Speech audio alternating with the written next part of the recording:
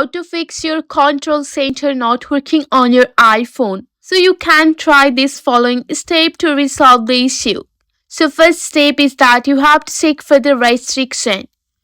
So on your home screen, go and find the gear icon or the setting icon. Just go for that.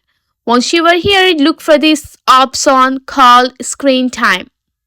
And once you are on your screen time, go for the content and privacy restriction. And you have to just go and enable this option here and tap on the allowed apps. So just go for the allowed app and feature.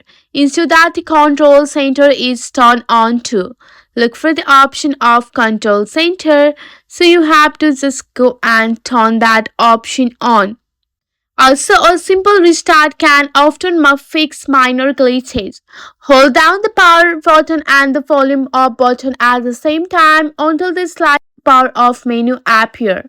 And after powering off your device, wait for a few seconds to turn it back on.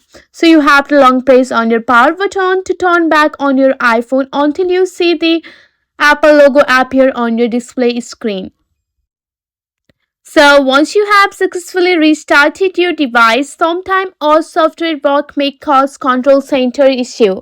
So check for the update by going to your setting and tapping on the general icon and go for your software update.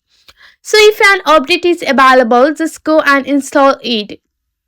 Also, you have to check for the screen is responsive or not. If your touch screen is unresponsive or acting erratically, it might affect control center. You have to clean the screen, remove any screen protector or case, and check if that issue solved or not. Also, you can disable the access within apps. Go for your setting, tap on the control center. Make sure that access within the app is enabled. If it is turned off, you may not be able to open the control center while using the setting app.